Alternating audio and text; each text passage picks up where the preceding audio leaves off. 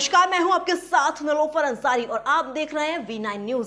देश और राज्यों की हर बड़ी खबर पर रहती है हमारी पैनी नजर। तो आइए नजर डालते हैं आज की खास खबर पर। शिवपुरी जिले की पिछोर विधानसभा सीट से कांग्रेस द्वारा पहले शैलेंद्र सिंह को प्रत्याशी बनाने की घोषणा की गई थी, लेकिन अचानक यहां पर प्रत्याशी बदल दिया गया है और अब कांग्रेस ने अरविंद लोधी को पिछोर विधानसभा सीट से अपना प्रत्याशी बनाने की घोषणा की है। प्रत्याशी बनाने की घोषणा के बाद अपने विधानसभा क्षेत्र बामोर कला में पहुंचे अरविंद लोधी ने यहां चर्चा के दौरान बताया कि मध्य प्रदेश में भाजपा की सरकार में हुए भ्रष्टाचार के मुद्दे पर वह अपना चुनाव लड़ेंगे। कांग्रेस प्रत्याशी बनाए गए अरविंद लोधी ने कहा कि पिछले 30 साल से पिछोर विधानसभा क्षेत्र से कांग्रेस विधायक केपी सिंह ने जनता का विश्वास और भरोसा जीता है। इस भरोसे के आधार पर ही केपी सिंह यहां से किसी को भी जिता सकते हैं। उन्होंने कहा कि पार्टी ने उन पर भी जो विश्वास जताया है उस पर वह खरा उतरने का प्रयास करेंगे। पिछोर विधानसभा क्षेत्र में कांग्रेस द्वारा बार बार प्रत्याशी बदलने के बारे में पूछे जाने पर कांग्रेस नेता अरविंद लोधी ने कहा कि यह पार्टी के वरिष्ठ नेतृत्व का निर्णय है। किसी रणनीति के हिसाब से ही उन्होंने यह निर्णय लिया है। हम पार्टी के निर्णय के साथ हैं। उन्होंने भाजपा पर तंज कसते हुए कहा कि भाजपा द्वारा भी केंद्रीय मंत्री और सांसदों को मैदान में उतारा जा रहा है। इसका मतलब क्या है और इसका जवाब भी भाजपा नेताओं को देना चाहिए। शिवपुरी से अतुल जैन की रिपोर्ट। जारी की है जहाँ पे पिछोर उम्मीदवार को घोषित कर दिया है, तो चूँकि चुनावी बिगुल बच चुका है, तो किस प्रकार आपको यहाँ चुनाव को की दृष्टि से किस प्रकार देखते हैं, किस प्रकार क्या रणनीति बनाकर चुनाव में मैदान में होगी? ये रणनीति तो हमारी 20 साल पुरानी है, कोई आज नहीं है। ये कांग्रेस की चुनिंदा सीट है, पिछोर विधानसभा परमानेंट सीट है। जो पुराने हमारे विधायक साहब थे कक्का साहब, अब वो जिले में पहुँच गए हैं, वो पूरा जिला देख रहे हैं और फिर हमारे यहाँ से अब अरविंद लोधी जी का हो गया है, तो उसी पे हमारी जीत हासिल हो गई। अच्छा, अभी तक ये होते आया है कि जो केपी सिंह कक्का जी थे और उनके सामने प्रीतम सिंह लोधी जो भाजपा के उम्मीदवार थे उनसे मुकाबला होता था।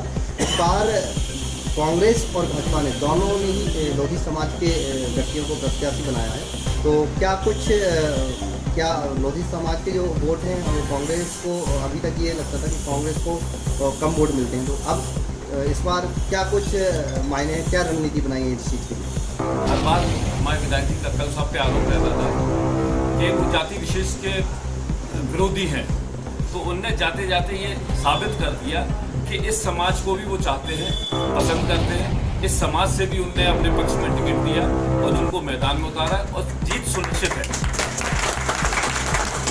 तो कल देर रात से सूची जारी हुई है जिसमें आपको पिछोर से कांग्रेस के प्रत्याशी के रूप में कांग्रेस ने प्रत्याशी बनाया, तो क्या कुछ किन मुद्दों को लेकर आप चुनाव में उतरोगे और क्या कुछ, क्योंकि काफ़ी कम समय है, 17 नवंबर को मतदान होना है और अभी बहुत कम समय बचा हुआ है, तो किस प्रकार आपने रणनीति बनाई, क्या कुछ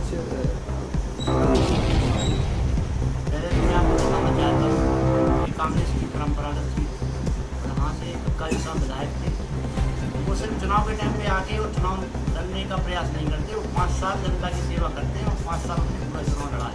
इसलिए आप ये ना समझें कि 1 महीने का चुनाव लड़े, वो 5 साल अपना चुनाव लड़ के और फिर परंपरागत सीट को, अच्छी सीट जो एक टफ सीट थी उस पर यहाँ से पहुँच चुके हैं, उसको फाइट करेंगे। अच्छा, ये प्रत्याशी रहे हैं वो हमारे लिए। अच्छा, कक्का जी साहब जो आपके विधायक अभी हैं और वो इस बार पिछोर से लड़कर शिवपुरी से कांग्रेस के उम्मीदवार हैं, तो ऐसे में उनको प्रचार प्रसार वहाँ शिवपुरी में भी देखना होगा, तो वो क्या यहाँ प्रचार प्रसार करने आएंगे और क्या कुछ उनकी जो रणनीति रहती थी, क्या उनकी ही रणनीति रहेगी या आपने क्या रणनीति बनाई है? कक्का जी साहब का एक बहुत अच्छा ग्राउंड बना हुआ क्षेत्र है और वो कहीं यहाँ से गए नहीं, वो यहाँ भी देखेंगे, उसके साथ साथ पूरा जिला देखेंगे, जिला की 5 विधानसभा देखेंगे, उसके साथ साथ यहाँ से तो अजय रहे हैं और अब की बार वो शिवपुरी से भी अजय हैं। तो क्या कुछ ऐसे कोई मुद्दे हैं जिनको लेकर आप चुनावी मैदान में? 18 साल की जो बीजेपी सरकार में भ्रष्टाचारी चली है, सभी लोग परेशान रहे हैं। अगर सरकार आती है कांग्रेस की, तो इससे हम लोग अपनी जनता को मुक्त कराएंगे, तो यहाँ पर जनता परेशान नुकसान है। अच्छा, बीजेपी कहती है कि जो 2018 में कांग्रेस ने जो वचन पत्र जारी किया था उसमें बहुत सारे तमाम वादे किए थे और बीजेपी हर बार कांग्रेस पर ये आरोप प्रत्यारोप लगाती रहती है कि वो वचन जो है वो पूरे नहीं हुए। तो क्या इस बार अगर फिर जनता अगर कांग्रेस को जनाधार देती है तो क्या फिर वो मुद्दे जो इस बार रखे हैं कांग्रेस ने? आप ये बताइए कि कांग्रेस की सरकार कितने महीने थी? 18 महीने में अगर 8 से 10 महीने कोरोना काल में 2 महीने सरकार बनते निकल गया, 4 महीने आप कौन कौन सी समस्याएं का समाधान कर लें? तो इस बार जो वचन पत्र में बहुत सारे जो वचन कांग्रेस ने दिए हैं, तो क्या दृष्टि से देखते हैं?